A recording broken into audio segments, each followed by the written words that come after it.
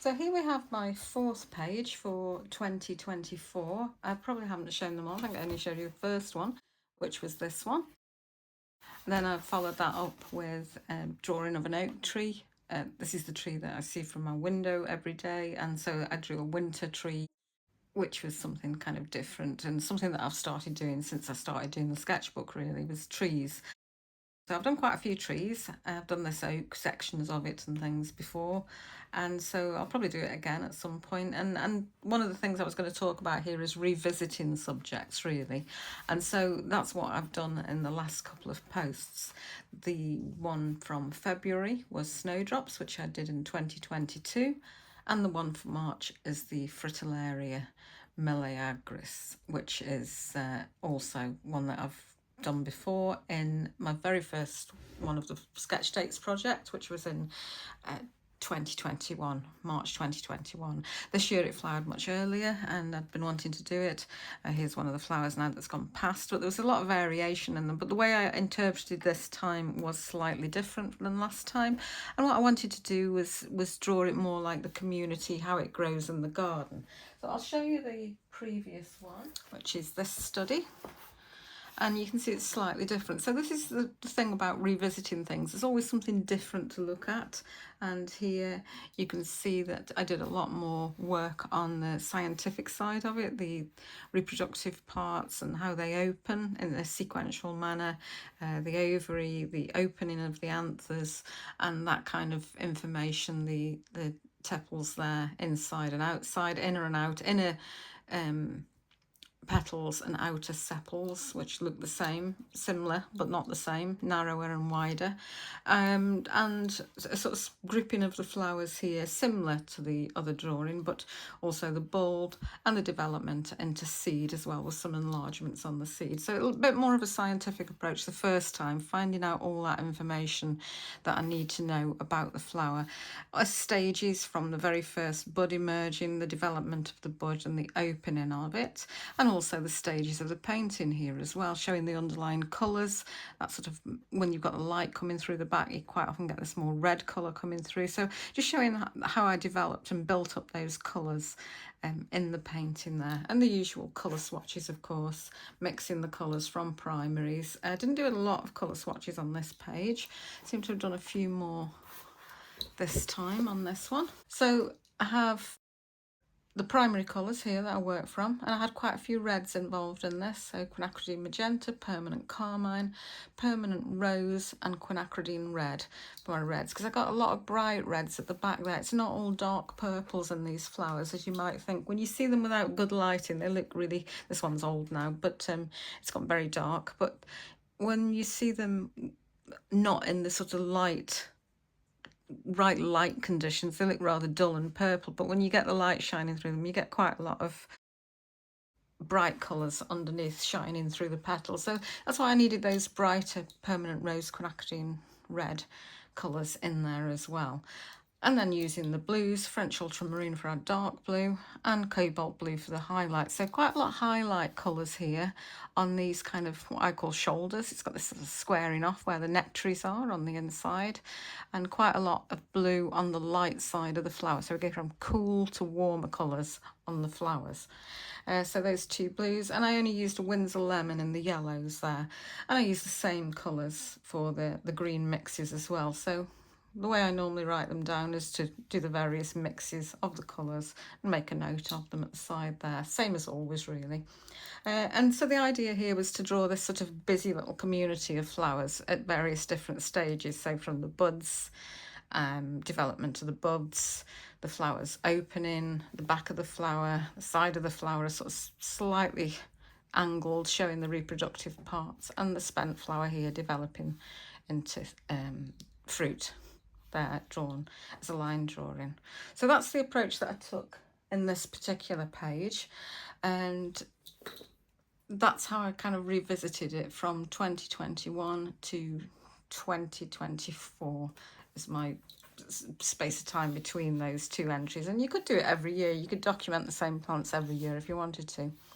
Also, the previous entry for February was the Galanthus nivalis, the snowdrop, and that was another one that I've revisited from 2022 this time, one of the early flowers in the year. And you can see it's quite a different page as well. So I've probably showed you this one before, but this was February the 17th and this was February the 1st. It was flowering earlier again this year, as was the Fritilaria. Everything was earlier this year. And that's worth noting from year to year. It's quite important information, really. So in this one, I did a grouping in front of a tree, sort of at more distance. And it's a good idea when you're doing a white flower to use this darker background idea to make it show up, especially with something quite small like this. And I did the same here with the more distant ones, with the grass behind it. And I used graphite. I used the contrast of graphite for the more distant parts and colour for the nearer parts. And then the tree, the mossy kind of stump of the tree as the backdrop for the white flowers. Got a dissection and pencil, emerging leaves, flowers emerging at different stages and opening until they become taller. They become very sort of helicopter sort of shaped here. Also got the bulb there. And that's two different approaches to the same subject in different years that you can see in both of those pages there. And colours the same, marking down the colours. As before, sometimes I'll put more in. This one I've got more in because I've got this background as well. Make a note of any interesting facts that I note in that particular year. So you'll note I also did this sort of geometric study just out of interest. You know, you've got this 3-on-3 thing that you get in monocots.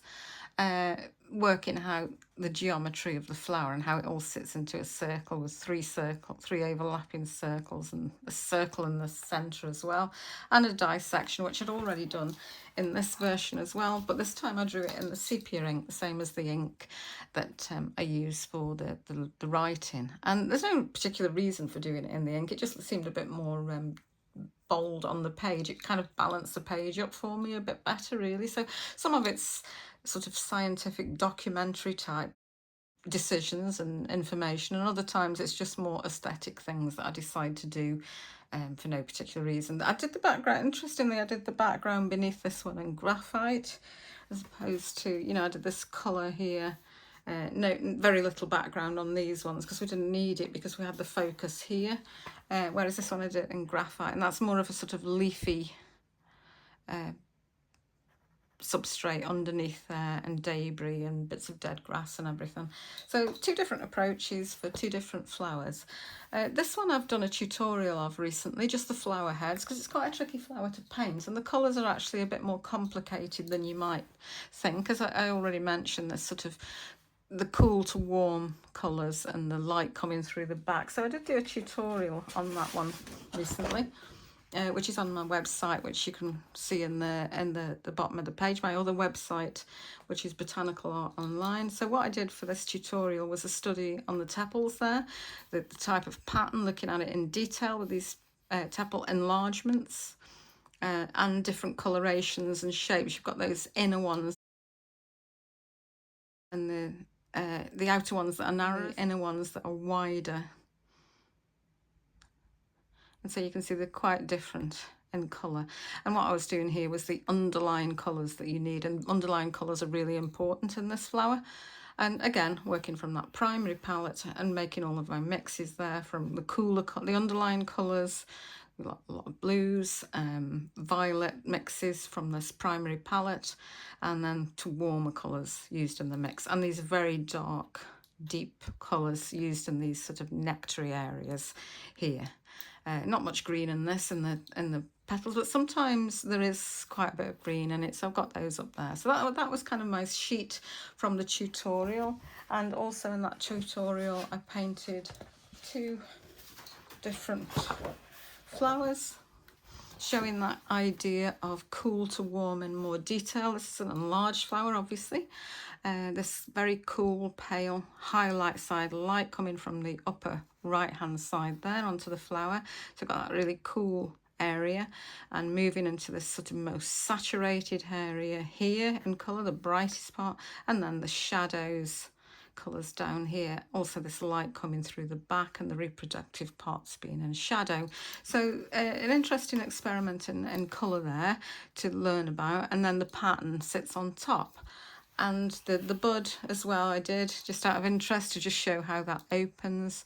And again, the pattern, this one being more yellow at the top, yellow-green at the top. It's younger, and I say they do go darker as they age, but they are very variable as well. You get pale ones and you get dark ones, so a lot of variation in Fritilarias, which is worth studying. And I added these leaves that you get at the top. This is very sort of quite glaucous blue leaves, just to make it a bit more finished as a piece. And could do the same thing with that one as well, really, and I might do that, add that too, but you can find that on my other website, my teaching website, if you're interested in it. And as useful if you want to do Fritilaria for a sketchbook study, which is a perfect little sort of spring flower, and also an exercise in painting patterns and complex leaf overlaps. So that rounds up our sketchbook entry for into spring, really. And so next time I'll be looking for new subjects, and there's lots of subjects now at this time of year to choose from. Some of them I'll revisit and some of them will be new. But I hope you found this one useful, and I'll see you next time.